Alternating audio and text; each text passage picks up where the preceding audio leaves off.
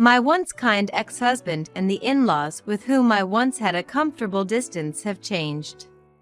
No, rather than saying they changed, maybe it's more accurate to say their true nature came out. It all began the moment they found out I had inherited my aunt's estate. While I intellectually understood that money can change people, experiencing it firsthand was mentally taxing. Beyond that, various other things happened leading to our divorce. Now, I'm completely estranged from my in-laws, but from what I hear, their household is still in chaos. My mother's sister, my aunt, passed away a few years ago. Not only did she work hard from a young age, but she also invested. I didn't really care about how much she had, so I brushed off the information when I first heard it. However, I remember my mother mentioning once that it seems like my sister has quite a lot of assets. Even so, my aunt was not extravagant with her money, but rather prudent. She saved where she could and spent wisely where necessary. For example, she mostly cooked her own meals, buying ingredients from regular supermarkets. And rather than buying many outfits, she'd buy a few high-quality ones and wear them for years. I always admired and loved her values. However, during her time, it was standard for men to work outside and women to look after the home. Naturally, a woman like my aunt, who earned more than many men, faced disdain and was often seen as too forward or presumptuous. She was unmarried, childless, and lived life on her own terms.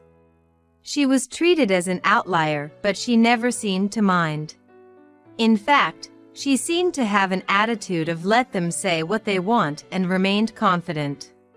One day, while I was visiting her and we were relaxing on the sofa with tea, out of the blue, she said, "If I were to pass away, I'd like you to inherit my estate." Taken aback by her sudden statement, I asked her what she meant.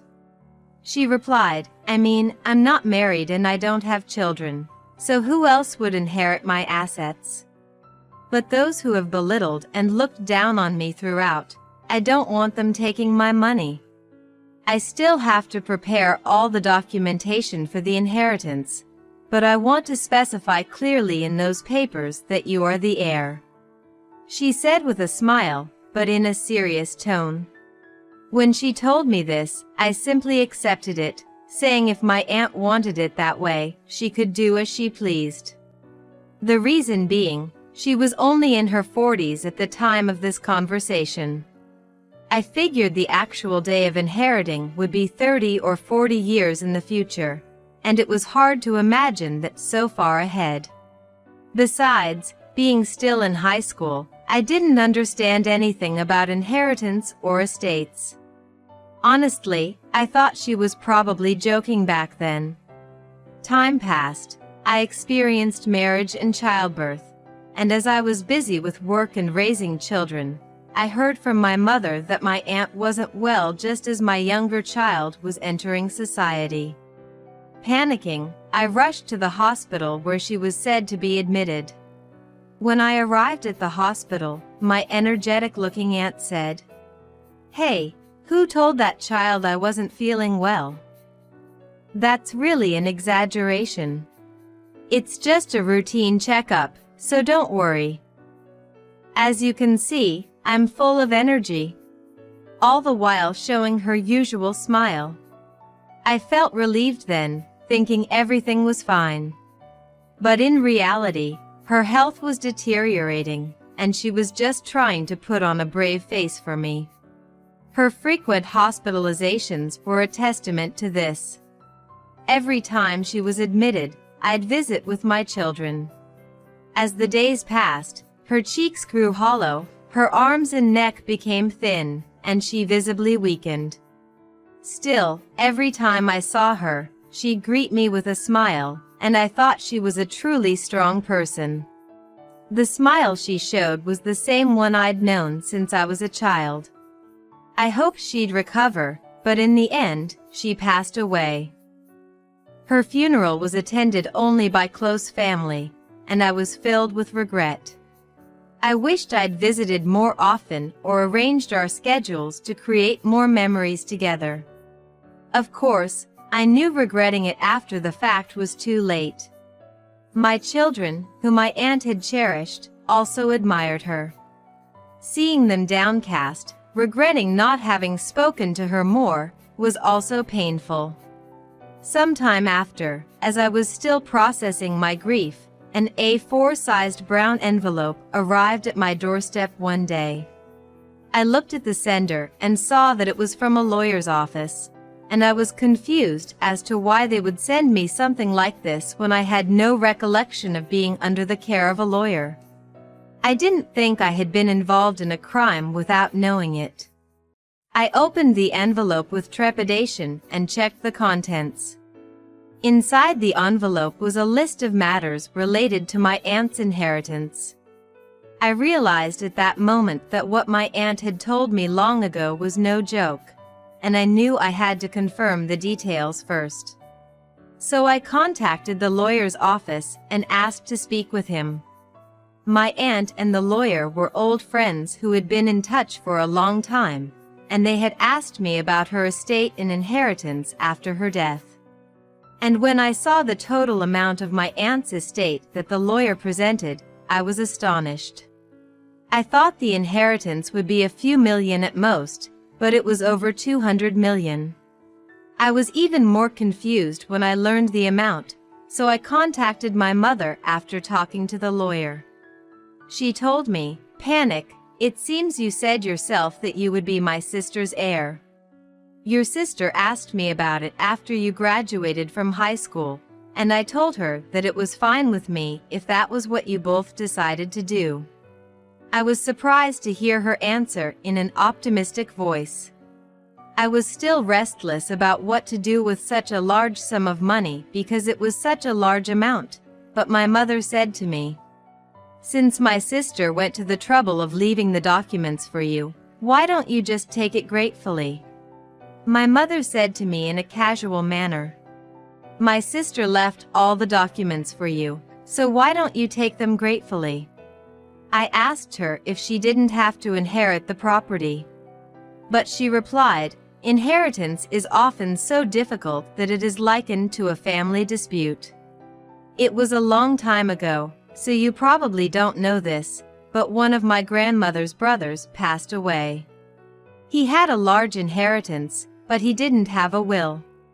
So the siblings and their children fought over the inheritance every day, cursing each other.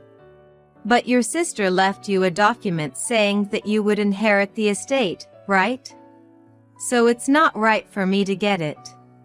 But, well, you might want to be careful with your parents-in-laws and your husband." How I remembered the old days, he said with a sigh. I didn't pay attention to my mother's advice, saying that my husband wouldn't worry about it, but I didn't imagine that it would later become a reality. A few days later, my ex-husband, who seemed somewhat unsettled, asked me, "Could that document you received from the lawyer's office be about the estate?" I thought, "How did you know about it?" But I had no reason to hide it, and when I honestly admitted it, his eyes lit up at that moment and he asked me about the amount of money I had inherited. I had a bad feeling when I saw my husband's smug expression at that time. Trying to divert him, I roughly said it was around $7 million. However, he must have sensed that the amount was different. He persistently asked if there was actually more, suggesting we should check more thoroughly. At first, I just brushed him off nonchalantly. But eventually, I got annoyed and said, "I already told you it's $7 million. Why do you keep asking?" To which he vaguely responded, "I just have a feeling there might be more." Feeling frustrated, I firmly told him, "I want this topic to be over." For some reason, from the next day, his attitude changed and he began ignoring me. Being ignored was new to me, and it surprised me a bit. Out of pride, neither of us spoke to each other, and 2 months passed. During this time, my former in-laws, who lived nearby, suddenly visited our home without notice. They usually let us know in advance when they wanted to visit. So their sudden arrival made me wonder if something serious had happened. They said, "We heard you recently inherited your aunt's property. And it's over $100 million, isn't it? Our house is getting old, and we've been thinking about renovating. We're proud of our son for marrying such a good wife like you. How about we also add a room for you too? It's a good opportunity, why not consider living together?" My ex-father-in-law said this while my ex-mother-in-law nodded in agreement with a smile. I was shocked not only that my ex-husband knew the actual amount I inherited, but also at my in-laws' audacity to consider using that money for their home renovation. Despite this, they excitedly discussed ideas like installing an island kitchen and making the house barrier-free. Unable to bear it any longer, I interrupted, "Please don't make decisions on your own." They even claimed they had already requested a cost estimate. It was clear they were counting on my inheritance, and they seemed to see nothing wrong with their actions. I felt overwhelmed. Although I had many things I wanted to say, I didn't want to become emotional. So, I simply asked them to leave for the day. That night, I confronted my husband when he came back from work. Initially, he tried to evade my questions, but after persistent probing, he admitted to sneaking a look at my bank book. The bank book regarding the inheritance was usually kept deep inside my dresser. This meant he searched thoroughly through the room. The extent of his obsession disappointed me. I told him about the day's events with his parents. Surprisingly, he retorted, "We're a couple, so the money you earn becomes joint property. The money you inherited is also mine. It's only natural to use it for the renovation of my parents' house. In fact, you're in the wrong for hiding the actual inheritance amount." Even after that, my ex-husband kept insisting that my parents' actions weren't wrong, and that I was the one at fault. Considering just that incident was outrageous, he casually mentioned in the midst of our conversation that he had quit his job. So I asked, "Wait a minute, what do you mean by that?" "Well, if you're so rich, I can live without working, right? If you have financial comfort, why would you choose to work a stressful and unpleasant job? It's a waste of time. If we live off your money, we can live stress-free and peacefully, enjoying life. If we renovate my parents' house, it'll raise your status too, being the daughter-in-law. There's nothing but benefits. Why are you so angry when there are only merits?" He said this with an exasperated expression, and I thought he was hopeless. I told him I didn't mind the renovation, but I wasn't planning to fund it. At that, my ex-husband became furious again. "The plans are already moving forward." I didn't care anymore. He continued to rant, but I just ignored him.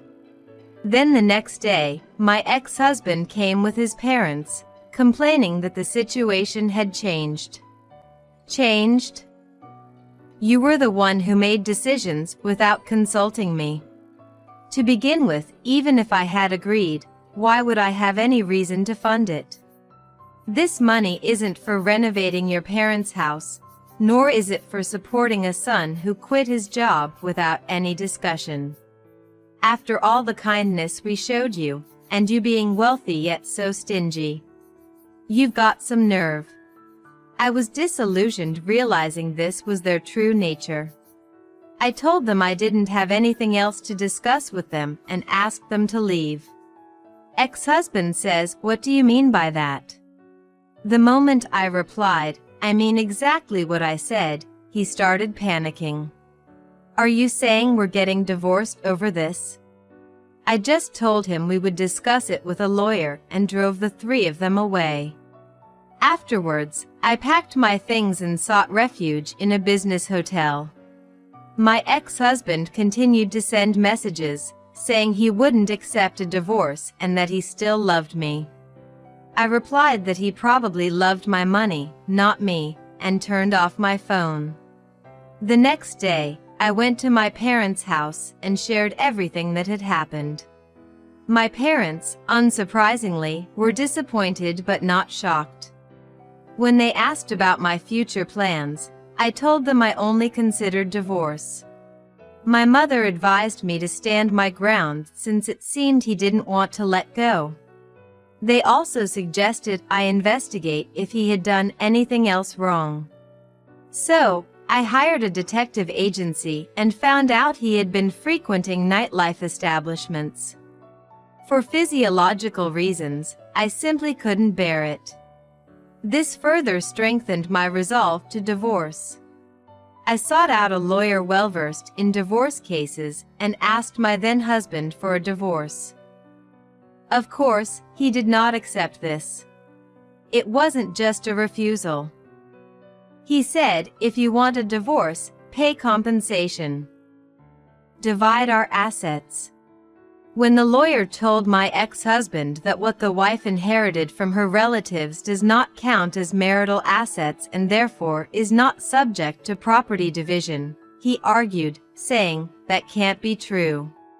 Then the lawyer asked him, "If your parents were to pass away and you inherited their assets, would you hand that money over to your wife claiming it's family money?" He remained silent upon hearing this. Even after that, my ex-husband was lectured on how unreasonable his actions were. Ultimately, with tears in his eyes, he began asking me to pay for the renovation costs. Naturally, there's no way that would happen, and my ex-husband looked utterly dejected. I found out later that the renovation procedures were already completed by that time. Assuming that I would pay, he had contracted the renovation in his name. What's more, the meticulous renovation astonishingly exceeded 7 million yen in total. It seems the reason he's reluctant to divorce is because he can't afford those payments. That's why I keep saying there's no reason for me to pay for the renovation of his parents' home, regardless of whether we divorce or not. After that, he shamelessly tried to haggle, asking me to cover half of the costs. However, he gave up when my lawyer threatened to sue him for extortion. But not entirely resigned, my ex-husband's parents even showed up at my family's house. In the end, my father had to physically intervene. My ex-husband's parents broke a potted plant at the entrance and ran off, so we called the police. When the police came to hear our side of the story, they got violent and were subsequently arrested. Naturally, the whole neighborhood heard about this incident. Even after their release, the gossip didn't stop. Considering these events, I candidly told the story to some gossip-loving neighbors. As a result, the entire neighborhood became aware of the audacity of my ex-husband's family. With everything that happened, we finally got a divorce, but even after that, I kept receiving messages from him, saying he still loves me and wants to start over. So, I had my lawyer get a restraining order against him. However, restraining orders aren't permanent, lasting at most 6 months. Given that my ex-husband didn't seem the type to obey it and fearing retaliation in the future, I decided to move away with my parents. Although I felt guilty making my parents leave their familiar surroundings because of my situation. Given the circumstances and the various dangers present in these times, moving was the only option. So, we moved as if we were fleeing in the night. I reported to the children once things had settled down. Naturally, they were shocked, but they all understood my feelings, saying, "If that's the case, there's nothing we can do." Even after that, life went on without any issues. But my bad premonitions did come true. Despite the restraining order, my ex-husband was loitering around my former family home. A police officer happened to pass by and, finding him suspicious, questioned him. Turns out, they found a small knife in my ex-husband's pocket, and he was arrested. Upon hearing the details, I was told by the lawyer who assisted me with the divorce that my ex wanted to talk to me. This revelation sent chills down my spine. I shudder to think what might have happened if I hadn't moved away, thinking the restraining order would protect me. In the end, my ex-husband was released earlier than expected since no one was injured. But now, I'm too scared to go back to where my family home once stood. For a while, I lost track of my ex. But I had a friend living near his family home. According to them, after the home's renovation, almost daily, there were loud arguments about money. Sentences like, "You took out the loan in your name, so you pay," or "This house belongs to our parents, so they should pay," echoed so loudly that the exact conversation was clear. Not just that, despite the renovation, sounds of things being broken could be heard.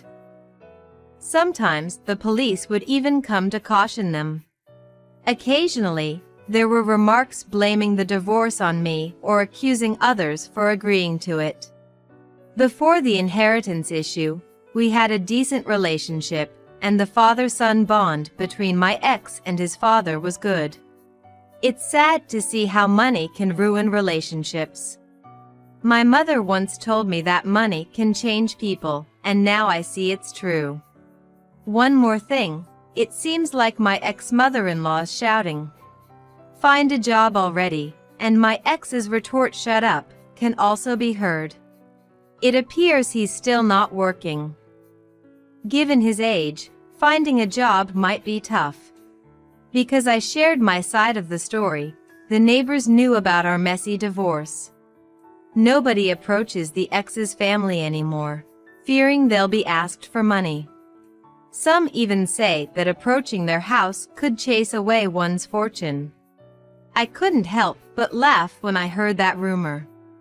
As for me, I live in a slightly spacious rental apartment with my parents. They always tell me to prioritize myself, but I don't even slightly consider remarrying. I plan to spend the rest of my life with them.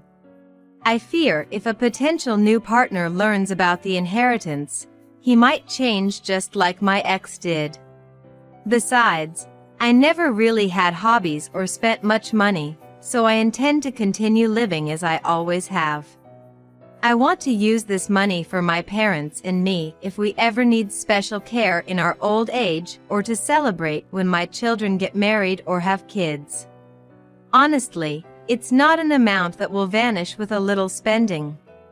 It's the money my admired aunt left for me, so I want to use it carefully, just like she did.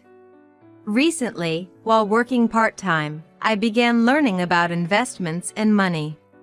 It's challenging, making me respect my aunt even more for managing it for so many years. While we're content with our lives, every now and then, I hear about the terrible state my ex and his family are in. But since we're divorced, they're strangers now. Whatever they're dealing with, I hope they sort it out without involving others.